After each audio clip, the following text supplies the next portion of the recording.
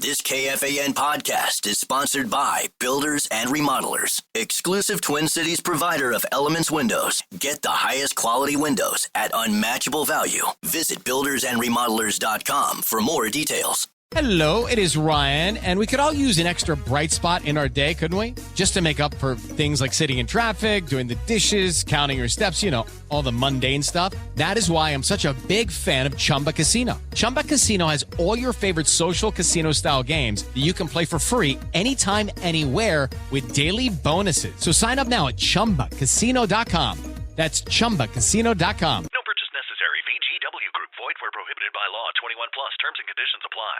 This is Julian Edelman from Games with Names. Applebee's just cooked up the ultimate option play with their new Ultimate Trio deal. You can choose from 3 of their delicious appetizers and pair them up with 3 sauces for just $14.99. Craft your perfect trio from over 80,000 different combinations in this flavor-packed plate built for one, or to share if you're generous. You could stick with the classic pairings like boneless wings and buffalo sauce, or you could spice things up and try some unexpected combinations like dipping chicken wonton tacos in their honey Dijon mustard. It's time to head to your neighborhood Applebee's or order online today.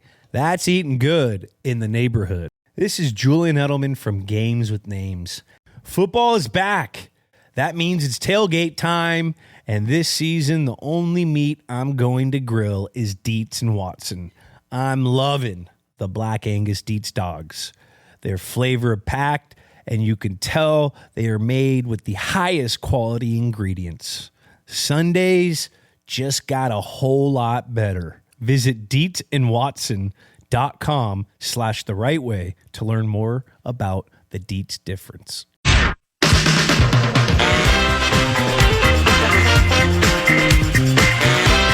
Vikings football is back, and we've got your shot at tickets to Sunday's game by showing us your purple preset. Set KFAN as a preset on the iHeartRadio app. Screenshot it and post with the hashtag KFAN purple preset to your social media. Make sure to follow and tag KFAN. Winners will be DM'd this Friday. Very easy to do it.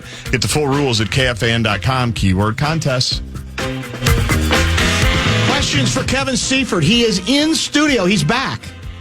KFAN, I should say, Bradshaw and Bryan text line is 64686. Seifert, welcome back. I am getting ripped.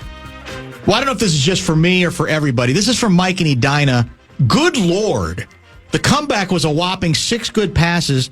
Let's not overdo the coronation.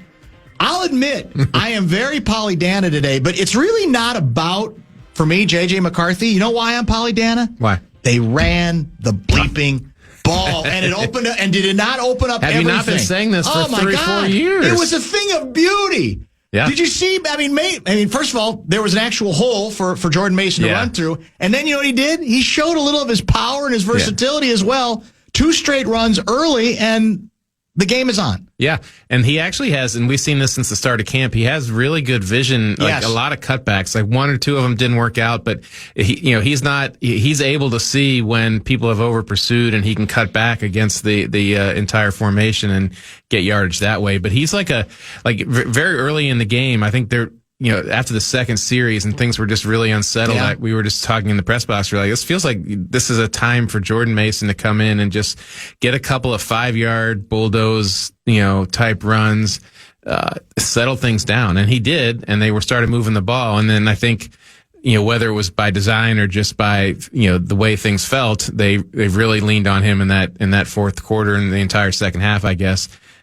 And he was a very big reason why the passing lanes opened up. All right, here's some audio to sort of further amplify that particular talking point from last night. Running is good. Jordan Mason, the tailback, he gets the call. Jordan steamrolls up the middle. He shakes a Noah Sewell tackle, about the only Viking to do that tonight. Sewell's played out of his skin, and that'll be a run of 7 yards, 2nd and 3.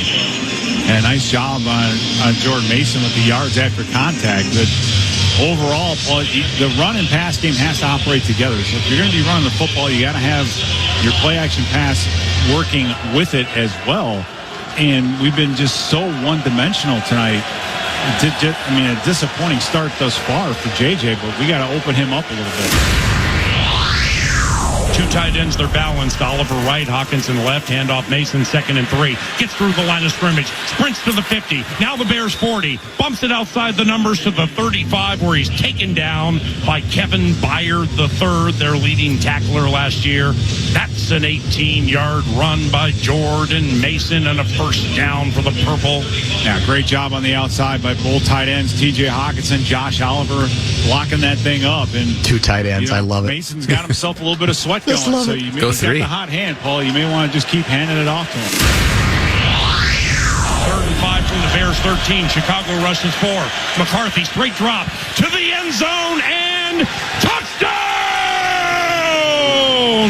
Justin Jefferson catches J.J. McCarthy's first National Football League touchdown, and it's 17-12 Bears. And you know the only reason he had a chance to get that ball off? Why? The aforementioned Jordan Mason helped at the line of scrimmage. I don't know who he ended up helping to double. Somebody was leaking He blocked through. two guys. Yeah, There was like a stunt. Right. There was a stunt going on, and he, if I remember the play right, he went after the one guy and kind of got him, and then realized another guy's coming through, and he got a piece of him too. So that was a tremendous effort on his part. Can't get enough of it. Yeah. Nothing wrong. You know, football's a physical game, Seifert. I mean, it's, and this was a black and blue division game, so like it raised the stakes. That was our first touchdown, right? Yep. So that was it. That's where everything started to change. I mentioned earlier, and maybe I've got too much Bears fatigue, but I thought once the Vikings started pushing back, I fully expected at that point that the Bears would not respond, because no matter who the coach is, I don't care if this guy may end up being a Hall of Fame head coach, it's going to take more than 15 minutes to suck all the negativity out of them, because that's what they do. Yeah. If you push back on them, they have tended over the years, basically, always post-Lovey to fold up. And the weird thing was, really, I mean, early on, as you were talking earlier today, Caleb Williams was just running away from the Vikings defense. I mean, they were in position to get him, and he was just running away from them. But even as things tightened up, there were receivers open, he was making the decisions and finding the weaknesses in the Vikings defense, because every defense, when they do one thing, something else opens up, and you just have to know the answers. And it looked like he kind of knew the answers. He just couldn't physically execute the throws, which would be the last thing that you would think would be the issue. Like, the whole summer is, can they get him to process faster? And like, for the most part, if I were a Bears fan, I would look at that and say, I hate that he kept missing these guys, but like, look, they were open. And so they were. The decision on, was it 4th and 3 to not kick the field goal relatively early? Yeah. Perfectly called play. Yeah. Receivers open. Yeah, he just bad missed throw. It. Yeah. And like, sometimes on those, I think that was like a crossing route over the middle. Yes. Like, sometimes on those, the quarterback and the receiver aren't on the same page, and the receiver stops, and the quarterback thinks he's going to keep going, or vice versa, and that explains why. But that didn't look to be the case in that particular instance. It just looked like an inaccurate throw. So do you have a good handle on why and how the Vikings offensively did look, starting with the quarterback, but not just him, as discombobulated as they did through certainly the first half and largely into the third quarter? I mean, they just looked like an offense that wasn't able to entirely practice together a lot. If you remember in training camp, Justin Jefferson basically wasn't there. Yeah. And it's not as if J.J. McCarthy and Justin Jefferson haven't played together, but you had Justin Jefferson getting his first sort of full speed teamwork since last year. You had Adam Thielen, who was on the field a fair bit and had just gotten here a couple weeks ago. The offensive line really didn't play together a lot in training camp, and obviously the Christian Darrisaw domino is still yet to fall.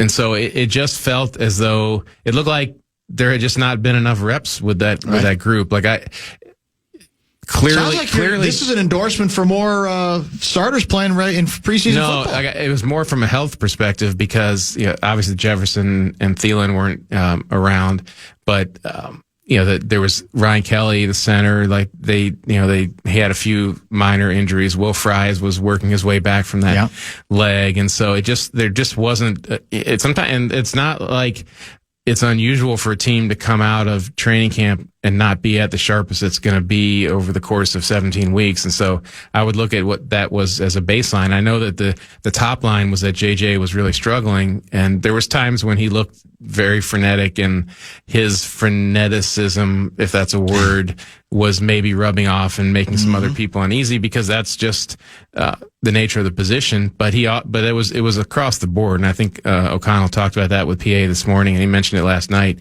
The Jefferson dropping a pass, Thielen dropping a pass. Not getting to the sticks in certain spots. It just, the Jefferson caught one where he was, he lined, and because, the head coach made a point of saying that. Part of it is we got to make sure if it calls for 5 yards for the first down, you got to get to the 5 or 6 yard mark, which in that case, Jefferson had not. Right. And so that's why I don't think it all falls on the fact that they had a quarterback making his first start. Yeah. As for why things weren't going as well, but that was, if you had to make a list, I'm sure that would be at the top. So how much do you covered a lot of football, okay? And, angles can get convenient to go with because they're fun to write, they're easy and so forth. But I want to get your view on whether we're reading too much into body language, where that enters into it, because obviously the approach from McCarthy and the sidelines is immediately KOC's in his ear after the pick six. There's a lot of discussion that's continuing going on. He's in the sidelines saying hi to all of his offensive linemen, none of whom are mauling him, even though maybe they were thinking that at the moment. I don't know. And meanwhile, it does seem, even with this new regime, with Caleb Williams, he's just sort of on the sidelines by himself, looking pained all the time. So does any of this actually enter into how games go, or do we overrate this stuff? No, I think it does, and I kind of tried to get into that on the McCarthy side of it for the story that ran on the day of the game, and that a lot of what his success has been, or at least what it's looked like in his college career and even high school career, is just this over the top, jumpy, bubbly. Yeah. Every motivation cliche you can think of, war paint, the whole kit and caboodle, but like creating this vibe of like I know that of confidence and like I'm going to pull you guys all along with me. And I've asked a lot of players and some of the coaches, like, does this work in the NFL? Like, can you do that, or is that even something that can be sustained over time? And they all said, well, it can't be the only thing. And so I think in the case of JJ McCarthy, I think that as long as you don't go too far and you're not, when you're down by 40 points, trying to rally the troops, like, you have to be realistic. But I think that the way he sort of emanated energy last night absolutely impacted, and you saw the reaction from him and the sideline. And that was more than you normally see in a week one type of situation. But there was also, and Kevin O'Connell called it like a release. And I think it was it was a release for a lot of different reasons for different people. But part of it is, since these guys got here in 2022, they've been building to the point where like they could start the clock on a franchise quarterback.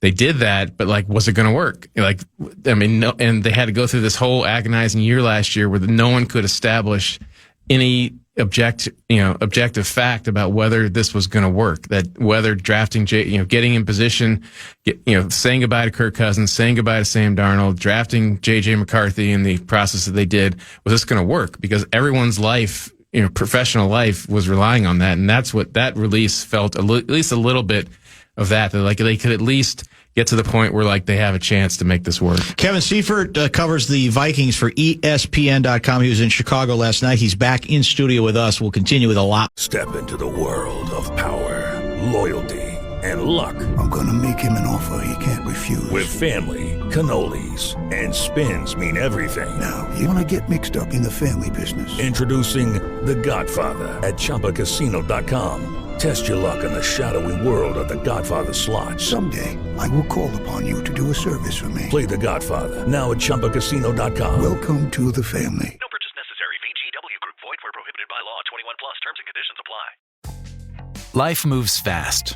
A new home, a new baby, a new chapter. But without an estate plan, your future's still vulnerable. With Trust and Will, you can name guardians, start a trust, create healthcare directives, and more. All online in about an hour. It's attorney designed, state specific, and built to protect what you love.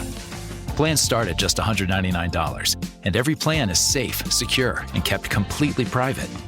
From families with young kids to adults caring for aging parents, Trust and Will makes it simple to take control, without a law office, paperwork stress, or court delays. Go to trustandwill.com and use code RADIO to save 20%. Start your plan today. Don't wait for life to force your hand. Estate planning is one of the smartest, most loving things you can do. Trust and Will is an online estate planning service. See website for details. Trust and Will. This is Julian Edelman from Games with Names. Anyone else feeling hungry? Because Applebee's just cooked up the ultimate option play with their new Ultimate Trio deal. You can choose from 3 of their delicious appetizers and pair them up with 3 sauces for just $14.99. Craft your perfect trio from over 80,000 different combinations in this flavor-packed plate built for one, or to share if you're generous. You could stick with the classic pairings like boneless wings and buffalo sauce, mozzarella sticks and marinara, or brew pub pretzels with white cheddar beer cheese, or you could spice things up and try some unexpected combinations like dipping chicken wonton tacos in their honey Dijon mustard. The choice is yours. The Ultimate Trio is the perfect way to hit all your cravings in one plate and turn appetizers into an entree. It's time to head to your neighborhood Applebee's or order online today. That's eating good in the neighborhood. This is Julian Edelman from Games with Names. Football is back. That means it's tailgate time. And this season, the only meat going on the grill is Dietz and Watson. Some of my favorites are the Black Angus Dietz dogs, the Italian-style chicken sausage, and the Asiago spinach chicken sausage, just to name a few. Oh, and I love the jalapeno mustard. It's flavor-packed, and you could just tell Dietz and Watson uses the highest quality meats in every bite. Dietz and Watson was born in Philly in 1939, and they've been doing it the right way ever since. Visit DietzandWatson.com/the right way to learn more about the Dietz difference. More in just a minute. Fan.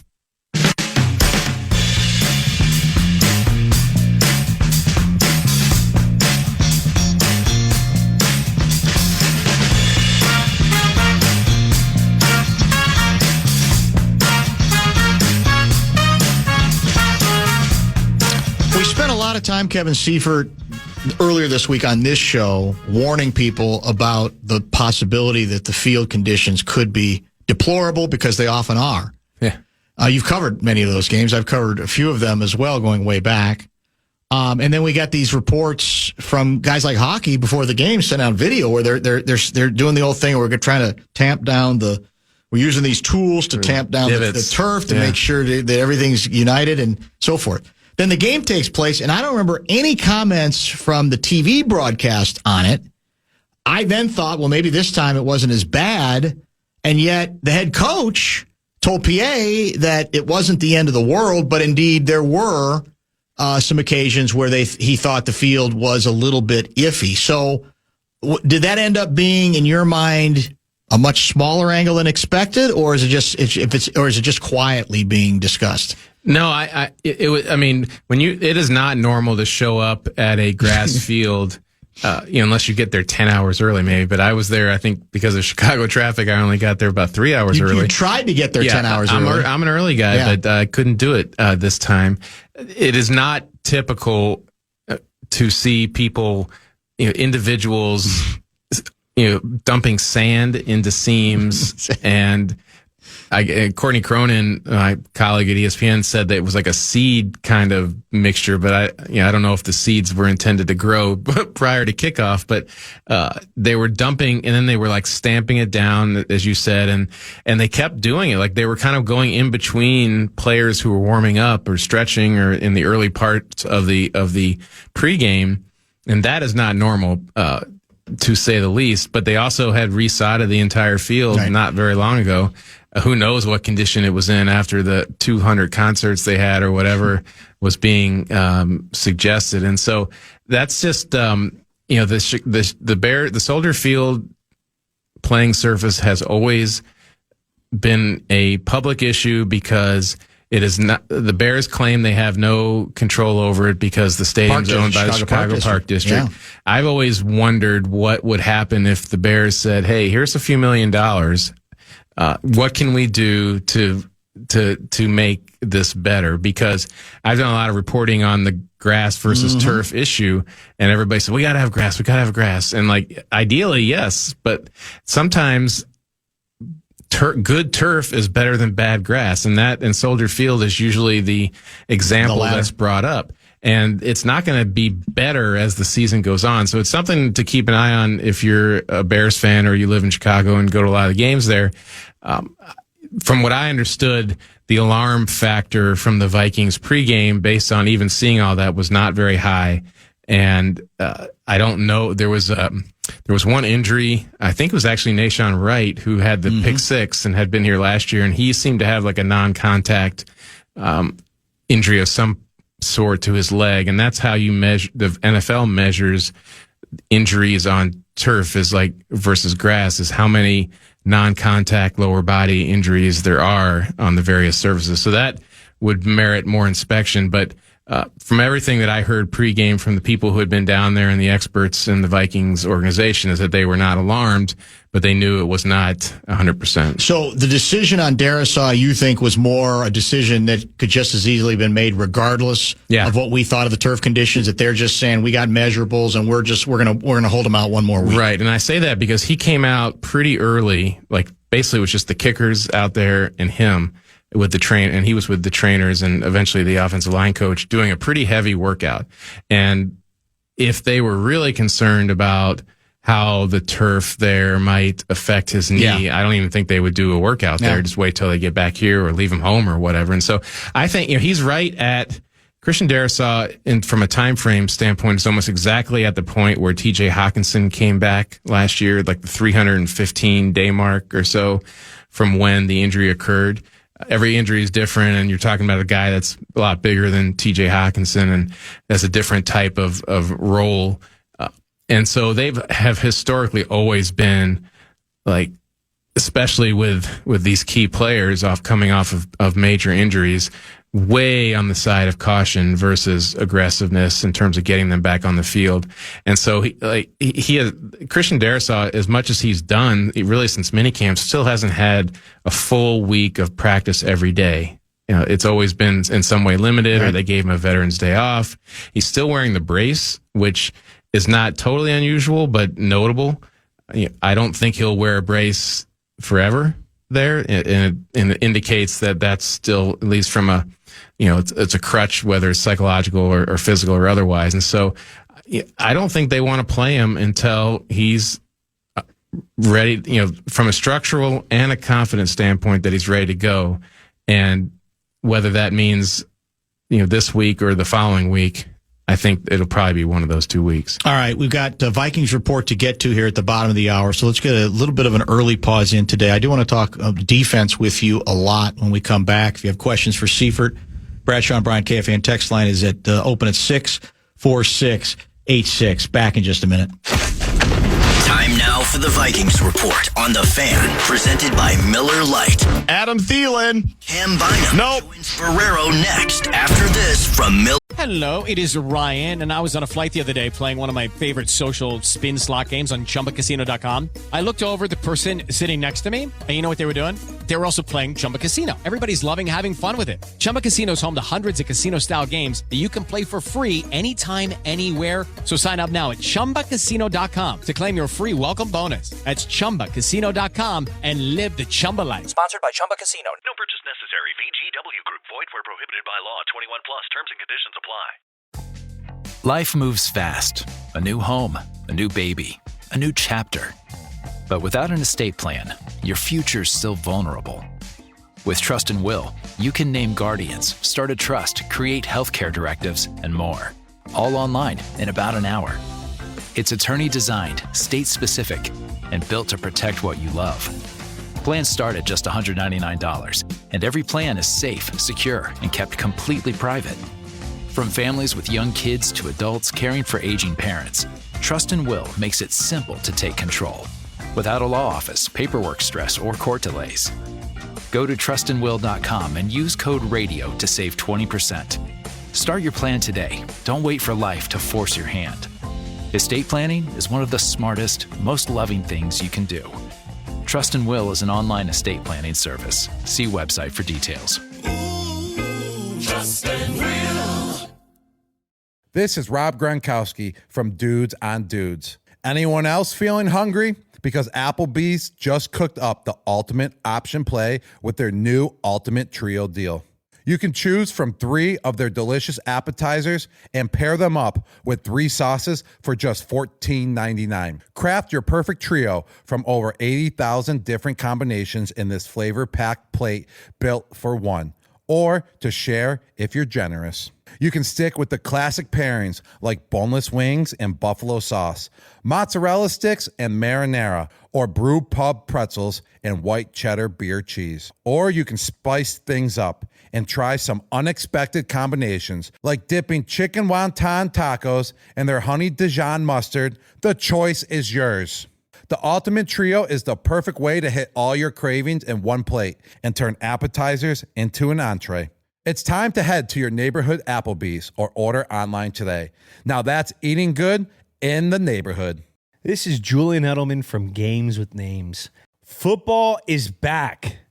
That means it's tailgate time. And this season, the only meat going on the grill is Dietz and Watson. Some of my favorites are the Black Angus Dietz dogs, the Italian-style chicken sausage, and the Asiago spinach chicken sausage, just to name a few. Oh, and I love the jalapeno mustard. It's flavor-packed, and you could just tell Dietz and Watson uses the highest quality meats in every bite. Dietz and Watson was born in Philly in 1939, and they've been doing it the right way ever since. Visit DietzandWatson.com/the right way to learn more about the Dietz difference. Lion.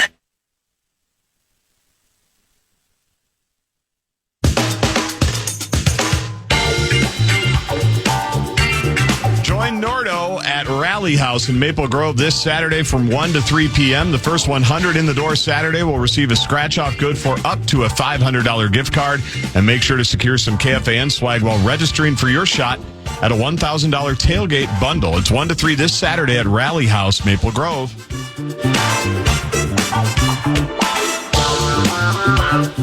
You tweeted out, Kevin Seifert, 17 hours ago after the Vikings come from behind victory 27-24 over the Bears. In the past 45 years, 2 quarterbacks have overcome a double-digit deficit in the fourth quarter of their NFL debuts and won. Steve Young, the first. J.J. McCarthy, the second. As much as we want to talk quarterback, and I want to get some more stuff from you on that, are we ignoring the real reason the Vikings won? I mean, can you make the argument that without the defense recovering after that first drive, we're not sitting here even talking about the possibility that the QB could rebound to the degree that he did? No, and I tried to reflect that in my coverage last night, as well as special teams. I mean, yes. And I went into it thinking like, geez, Monday night football, first game of the year, and they've got a rookie undrafted returner as Miles Price, who seemed okay in training camp. What school did he most recently I attend? believe it was something Indiana. It's not the University of Indiana. It's Indiana University. Yeah. He undefeated Indiana University again in the young season. Played 2 really good teams. Yes. Sorry. Yeah, I know, and he was a big part of that. Yeah. And so I thought, like, close game, who knows what could happen, and you don't want to lose it on special teams, but his returns actually put them in good field position several times and saved them from some bad field position. But defensively, it was emotionally and frustrating probably for Vikings fans to watch it, because it looked like a bunch of old defenders not able right. to chase young pup Caleb Williams. But on the other hand, they were getting throughout. Like, there was their pressure numbers were probably great, just weren't finishing it with sacks, and so they just kept going at it. And the bet was that over time, Caleb Williams isn't going to be making inhuman plays every single down, and that was the case. And so They continued to grind. They continued to get pressure. They rolled a lot of defensive linemen that, and I had heard that they had been pretty public that their defensive line was deep, and that was why they traded Harrison Phillips, and they were going to use all these guys. And I had kind of like, well, you just paid, tens of millions of dollars to get Javon Hargrave and Jonathan Allen. Like, let's, but they did play a lot. And that was probably part of why Hargrave especially has such a good night, is that he wasn't out there for 60 plays or whatever it was, chasing Caleb Williams. And so that was encouraging as well, that there certainly was not a big drop off, if any, when they took those two guys off the field and brought in some of the, whether it was Levi Drake Rodriguez or Jalen Redmond or whoever. And so that absolutely, had they not been able to basically put the brakes on the Bears offense for that extended period of time, they get to 10 points and then they don't score again until there's 2 minutes left in the game. And I think the 10 was somewhere in the second quarter, right? And so correct. That in itself, just mathematically, had they not been able to hold up, that it would not have been, there wouldn't have been enough time for the Vikings offense to score enough to get the win. The Bears had that early touchdown, then they didn't score another offensive touchdown until that last drive late. Right. By the way, there's a lot of discussion about strategy there, that clearly the Bears knew that because they were down to, I think, a single timeout, they needed the Vikings to run a play that got to the 2-minute warning so that it's second down. Use that as a timeout. That as a timeout, exactly. And that meant making sure that the Vikings did not, run any time with a kickoff return. Obviously, the intent, according to Ben Johnson, was we're asking our kicker, who doesn't have a great leg, to kick the ball be out of the end zone so that there's no chance, even 7 yards deep, for the Vikings to return it. He couldn't get it that far. Vikings return it. All orchestrated, of course, by your guy, the head coach, KOC. As documented on ESPN, the worldwide leader. Come on out. Yeah, the maestro. So I'm hearing from, in fact, I was listening to Bears Wine Line this morning. Brad Biggs was on claiming that he got a text at that moment from he described, I think, as an NFL general manager, losing his mind, saying, how do the Bears how does their coach not demand that you kick the ball out of bounds? It's only an extra 5 yards. Right. The most important thing is the clock at that point. The yardage is meaningless. It is kind of stunning, isn't it? It's much easier to kick the ball out of bounds. And if something goes wrong, it's actually right. Like if you drop the ball into the inside of that 20, and that means you could potentially even recover it. But that was, but the one thing I'll say about it is that there's a tiny bit of risk for the Vikings in returning it, and that what if he fumbles? That's true. The safest thing, just from a ball possession standpoint, is to take a knee. It's kind of a little level of aggression to say, okay, we trust that Ty Chandler is going to protect the ball, and we're going to be aggressive and try to manipulate the clock. So there's a little bit of risk on both sides. And we were talking off the air, this whole strategy with kickoffs across the league is to try to kick it short of the end zone. So my guess is that most of the work that Santos has done has been, working on that touch kick. And so not to say that he lost strength in his leg, but it's just not something they probably worked on a whole lot. And that factors into it. Speaking of defense, a 218 guy, definitely Danny Downer writes, seemed to be a lot of gaping holes in the Vikings secondary.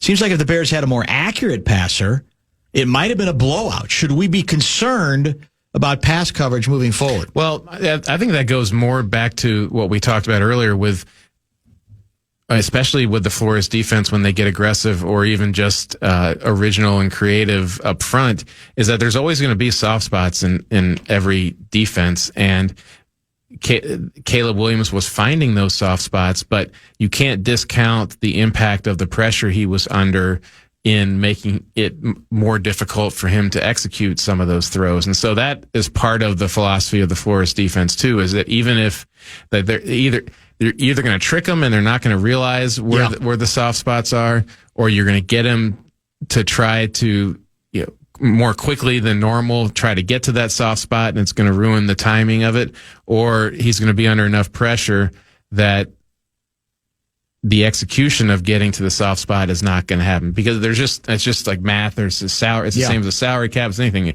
You move some people from here to here, then there's less people there. And so, that I don't like.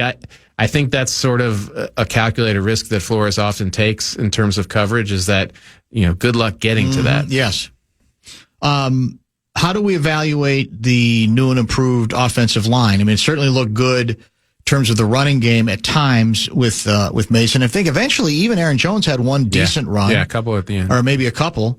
So are we encouraged? Are we pleased? What do we think? Yeah, I think so. And I think that's kind of, the run game sickos like yourself really want to see, is that in that fourth quarter when the defense is tired. Yeah, when the defense is tired, we're going to move people, and that's what they did. I mean, they moved them, and also Jordan Mason was creating his own space by just bulldozing through. But those, as you mentioned, Aaron Jones found some daylight at the end, and it definitely looked like they wore down on that.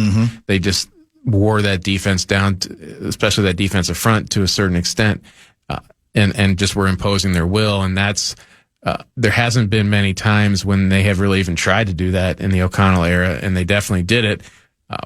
And to have three really big, center and two guards that are big and active and got some edge to them, all three of them, that was notable. Do we have any? I don't know if this came up last night, because it's it's in the flush of victory, but it's got to be a second day story or a second day question.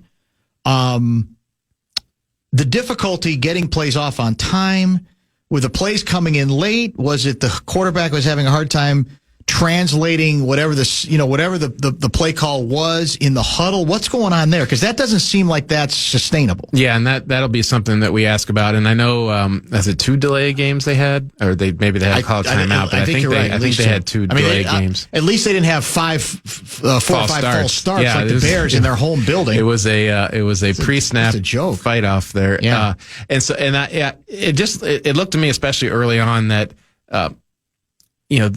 and it just takes time. This is a more complicated people talk about how O'Connell gives the quarterbacks easy answers, but the total operation of this offense is pretty complicated. And I just think it's just going to take a lot of reps for JJ to feel comfortable. And, at this point, if I haven't gotten, this check in by this point, I'm just going to keep going, or, I'm going to recognize it a little earlier, and maybe before O'Connell even mentions it on the headset, and get to it. It looked like he was just kind of not quite totally smooth yet in terms of the pre-snap operation, and that's what was happening. I don't think the play calls were coming in late.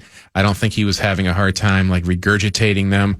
There was just several levels of execution that need to happen in terms of whether they're canning a play or getting motion set, and the only way that becomes second nature is just through reps. Yeah, I think there's probably something to that as well. Kevin Seifert joining us via ESPN.com. He'll be with us till the top of the hour. We've got a lot more Vikings talking points to get to as well. Do we have the betting money seems to be on Blake Cashman that it's likely this is the kind of injury that's going to sideline him for at least a few weeks, or is that premature? No, I saw Gessling reported that earlier, and I think that's accurate. And it was especially the way this team tends to treat soft tissue injuries. If you pull up the way he did and don't, you're pretty much immediately ruled out, it's likely that you're not going to come back within a week or two. And so that sounds perfectly in line with what I understand as well. They're fortunate they have Eric Wilson, who they signed, I thought, mostly for a special teams role. He was actually in the game defensively, I think, even before that injury, as part of the rotation, and now he'll potentially be the quote unquote green dot for at least a couple weeks. Is I think this kind of comes from a regular ESPN watcher wants to know whether you believe J.J. McCarthy is a generational passer. Generational passer. Quarterback. Oh, well, passer, I was going to say that's an easy, probably no. Yes. But a quarterback, again, it comes back to that vibes thing. Can't we wait a few weeks? Yeah, we can also wait a few weeks.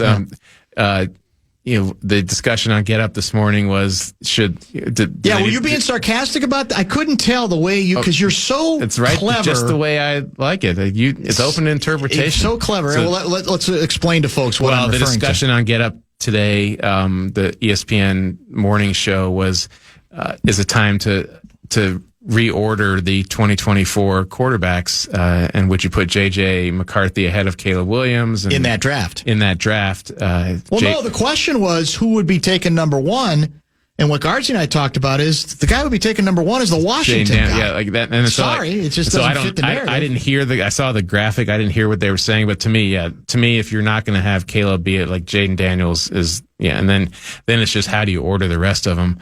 And so I think it's definitely early to for JJ. I will say, in like reporting on him over the course of the past off season and summer, is like there are a lot of people he has encountered, whether it was in high school or college or around Chicago, who view him as like a chosen one kind of person, especially.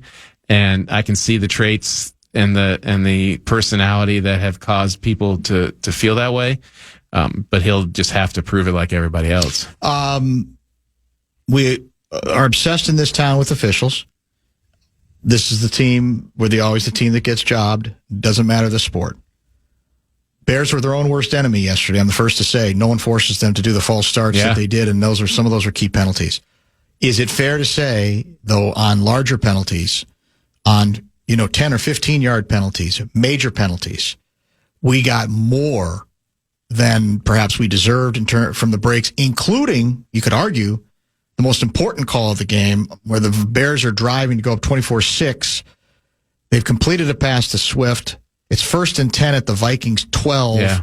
However, it's called back because of a holding penalty, I think on Wright for the Bears. Bernard, maybe. A lot of people have suggested, including on the broadcast crew, that was a phantom call. What did you think? Yeah, I do not think that was holding. I think there's some holding mechanisms that officials tend to identify by the physical, the body language of the player or the action of him being flipped to the ground. And sometimes it could be as simple as you slipped. And then they look and they assume that somebody just, clotheslined the defender and body slammed him. And so I think there was pretty universal agreement that hold was it shouldn't have been a hold. But it's a mechanism that gets called a lot because things are happening fast and officials are trained to see certain things and they see them and they don't always, maybe aren't able to identify what caused that mechanism. And so there's that. And there was a few of the pass interferences were major penalties, especially with an offense that's unable to move the ball, and all of a sudden they get a 42-yard penalty because Aaron Jones fell down. And some of it's like that's one way that having a veteran team is really. And I'm not saying it was a phantom one there because there was some contact, but he knew exactly what to do to make sure that the call was made. For you, looking back on it now that you have a few hours, you had to write right away. I know. What do we take out of? What's fair to take out of game one? That at the right time, at the right time, the quarterback that they have all put all their money in the pot of came through. And even if he hadn't, we wouldn't be saying he's a bust. I hope we wouldn't be. But if he had that kind of game that he had in the first half throughout and finished with like 87 yards passing, then you're wondering like this is about to take a little bit longer. And to sort of see him snap into that, which we saw interestingly during the Patriots joint practice, he kind of snapped into that, like, just in a zone. He's finding the guy that he's supposed to find. He's making the throws, and you can sort of see it already gives us a foundation of what you can sort of see this becoming on a more consistent basis. Now, when that point is, I don't know, but to me, this whole season is about competing to go to the playoffs and then potentially a Super Bowl. But more than anything, from an organizational standpoint, is did they get a guy that can do this for them? And so the large takeaway from that is that he took a step in that direction. And regardless of the opponent, when we're evaluating that way, how much do we factor in the opponent? They weren't. I mean, I don't think the Bears' defense is terrible. I think their coaching is good defensively. They have the backfield. I mean, they were down 4 starters. Yeah, the injuries were the injuries. Yeah. I'm not going to doubt that. Vikings were also without Smith. Yeah, they were without their left tackle, and they were without probably their second best receiver. And it's not like, I mean, they had to come back from an 11-point deficit. Right. If you look at I know you're a big win probability. I love guy. Analytics. You're all about, and so the win probability basically takes into account historically when teams are in this situation who wins. And at one point, the Bears' win probability was like 94 or 95% in the start of the fourth quarter, and so. You can say that like if that doesn't happen against a defense that isn't decimated, but that historical data set has other defenses that were also decimated, and so I think that you win a game where in the fourth quarter your win probability was 5%, then that's to be lauded. Is it fair to say that if J.J. McCarthy ends up being as good as Steve Young, the Vikings will be satisfied? As long as it's, because the funny thing is that game was Tampa Bay Steve Young. I think it was 80. I think it was 85 or so. So as long as he's not Tampa Bay Steve Young or USFL Steve Young, 49ers Steve Young. Yeah, and we could go on like this. The Steve Young journey is amazing. Like he doesn't become a starter till he's 30, and he still makes the Hall of Fame. Yeah, you're right. But anyway, whatever happened to him? By the way, I know ESPN got rid of him. Is he on anything anymore? He's a good analyst. He is very good. I think that was by choice. You know, he coaches his daughters in flag football, and apparently they're just like a dominant the most dominant flag football team out there. And so I have seen some of that. But yes, if he becomes a Hall of Fame quarterback, then the Vikings will be just fine. Are you going to feel obligated this week to revisit number 8? Because he's still with Atlanta, right? Well, he's number 18 there. I think Kirk Cousins. Yeah. Are we going to revisit that? Do you think that's useful at this? But he's obviously not going to. Well, we don't think he's going to play. I mean, Penix is the guy now, right? He's there because if something happens to Penix, then they don't want to their season to go down the chute just because they didn't want to pay a quarterback $27 million that they already had paid him anyway. And so it's an unfortunate situation. I get why the Falcons have held on to him from a team standpoint. He's better than any other backup that they would probably be able to get. And I don't think that their GM or coach is on the hot seat, but you don't want to give up a competitive season because your starting quarterback got hurt and you didn't have any backup. So it's a tough situation for Kirk, because I'm sure you could make the argument that he's one of the top 32 quarterbacks in the league, and that means he should be playing somewhere. He's probably better than the quarterback the Giants are using as their starter. But the Giants probably have another one of the top 32 guys in the guy they drafted, Jackson Dart. I think a lot of people feel it's just a matter of time before he gets on the field and does very well. And so we'll see where that goes. But I don't know if there's any relevance to this particular game. It's just a really unfortunate business, decision that he played a role in. I mean, he signed the contract. They didn't tell him what their plan was, but they didn't have to. 2-0 if we take care of Atlanta. Where we go? Do we go to the overseas then? Next? No, third game is home against the Bengals. Correct. That's right. The and Bengals. So then they go to Dublin and to London. We got to be favored over Atlanta, I'm thinking. Although because they had a very disappointing opener themselves. They lost to Tampa. Late field goal, chance to tie it. Yeah, missed it. And then they just signed Parker Romo, the former Vikings field goal kicker last year, who filled in. Well, meanwhile, to their practice squad. Did I see something that several 49ers players came very close to injuring their kicker after their game? They cut him today. I saw that too, but I'm saying they probably cut him for his own safety. Yeah, based on what I was reading. And I forget what round, but he was drafted a couple years ago very high. Like, was it a third round pick? I mean, is that right? Yeah, like not a place where you typically draft a kicker. And they gave him a couple years, but it just has not worked out. So, lastly, you saw enough from McCarthy that you don't think we should be lamenting saying no to Danny Dimes and or Aaron Rodgers. Is that what you're telling me? so far so good. They were brilliant. Unlike the Vikings, I get to change my mind on it if at any time. Like, yes, there was a point in the game last night where people were like, "What should you do?" And I was like, "What would you do in the situation?" I said, "I'm going to wait and see what happens, and then I'll tell you what my." Connor Stallions was my halftime adjustment. Oh no! Wow. Do we know that he didn't? Wow. So shots fired. The only way that they could get anywhere with JJ McCarthy is to cheat. Is that's what the moral? I'm That's hearing. what you're suggesting. Until proven otherwise. He's not on their pair. He's never been on their side. I'm just saying. You're saying we don't know yet. We don't know yet. You can't steal signs in the NFL because they don't use signs. They use the radio. You think Connor Stallions hasn't thought of that? Well, intercepting the signals? Yeah, he's like a Navy SEAL. Well, that's what happened to the Vikings against the Giants. 41 donut, remember? Well, they just were convinced that they must have happened because the Giants defense was so well prepared. Still one of my favorite games of all time. Yeah. It's unbelievable. Thanks for coming in to see us. I know it's a pain in the butt. You just fly back. You probably want to go home, and yet you come in to see us. All I do is give, and that's all I ever have done. To that end, can you please reward Seifert, writes Alan in Afton, for being in studio and offering great balanced perspective? Perhaps you could give him 3 times the amount of on-site airtime at the state fair next year. 3 times 0 is 0. Oh, man. Someday you're going to look back and lament. Just telling you. If that's the worst lament, I think I said it before. You'll be all right? If I'm on my deathbed and I'm like, well, I just wish I'd gone to the fair more often, that'd be a life well lived. Apparently, 60 Minutes recently did a story on Steve Young.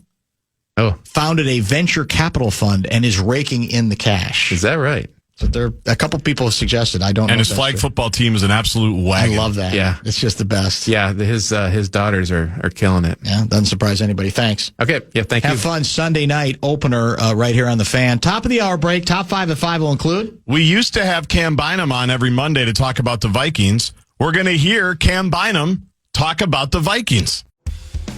Tyler Reddick here from 2311 Racing. The rush of racing? Nothing beats it. But Chumba Casino comes close.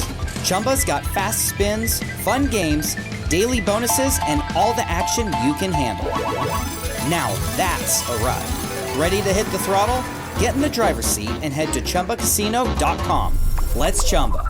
Sponsored by Chumba Casino. No purchase necessary. VGW Group. Void where prohibited by law. 21 plus. Terms and conditions apply. This is Rob Gronkowski from Dudes on Dudes. Applebee's just cooked up the ultimate option play with their new Ultimate Trio deal. You can choose from 3 of their delicious appetizers and pair them up with 3 sauces for just $14.99. Craft your perfect trio from over 80,000 different combinations in this flavor-packed plate built for one, or to share if you're generous. You can stick with the classic pairings like boneless wings and buffalo sauce, or you can spice things up and try some unexpected pairings like dipping chicken wonton tacos in our honey Dijon mustard. It's time to head to your neighborhood Applebee's or order online today. Now that's eating good in the neighborhood. Whether you're watching college football or flipping between games on Sunday, sound quality matters. A Sonos home theater setup, especially the Arc Ultra soundbar, delivers immersive surround sound and deep bass that makes every play, every hit, and every cheer feel larger than life. And when you're on the go, the Sonos Ace headphones are a game changer. Lightweight, crystal clear, and with up to 30 hours of battery life, they're built for everything, from podcasts to post-game analysis. Visit Sonos.com to explore the full lineup.